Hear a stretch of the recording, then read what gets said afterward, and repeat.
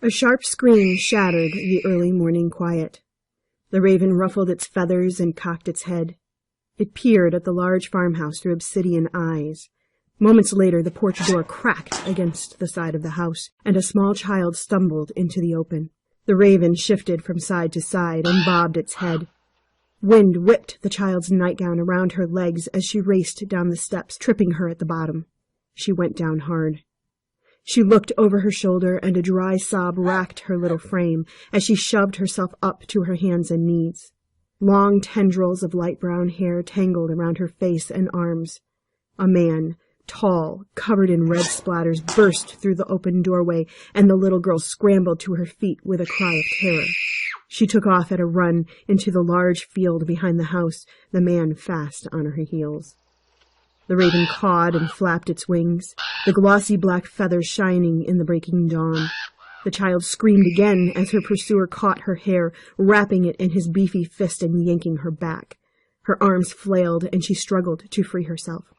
Again the raven cawed. It stretched and flapped, its talons digging into the soft wood of the fence as though to keep itself rooted to the spot despite the powerful beat of its wings.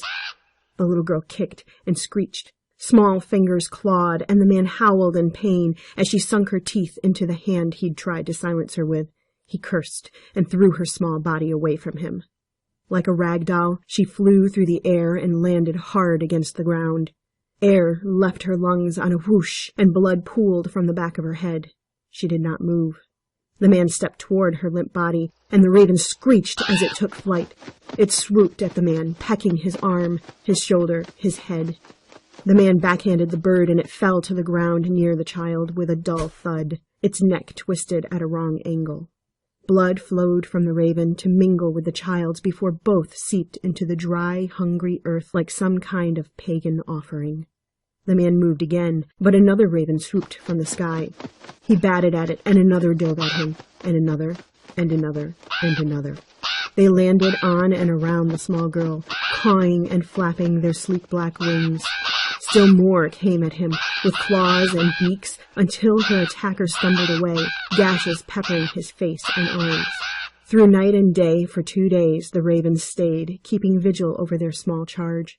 Late the second day, a car pulled up the drive.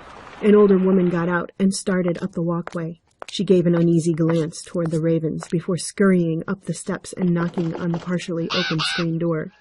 The birds flapped and cawed, and the woman knocked harder before entering the house. Her scream sent the large black birds into a flurry before they settled around their charge once more.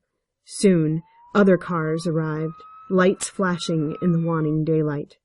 A police dog bounded from one vehicle, racing toward the ravens, sending them high into the sky yet again.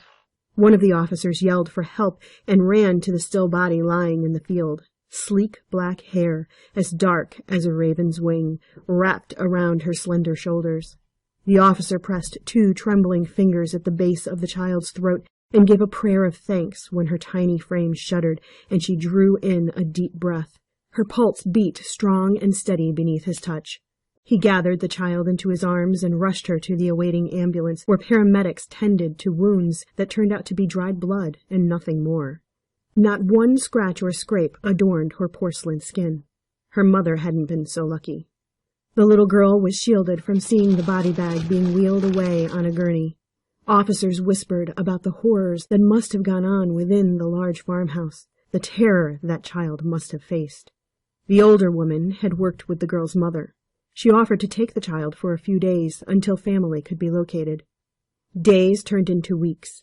The child had no family, so she became a ward of the courts, and the fostering began. But no family lasted long.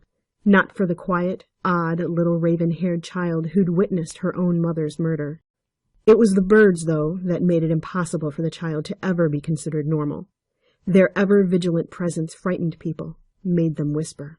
They spoke of the pictures that had been found in her home that dreadful day she'd been rescued. The pictures of a smiling child with light brown hair and twinkling light brown eyes. The pictures that only resembled the little girl the officers had found unconscious in the field next to her home. At first, they'd thought her hair had been dyed that unnatural black, and that her obsidian eyes were contacts of some sort. It didn't take long to realize something more. Something unexplainable had happened to the little Crawford girl.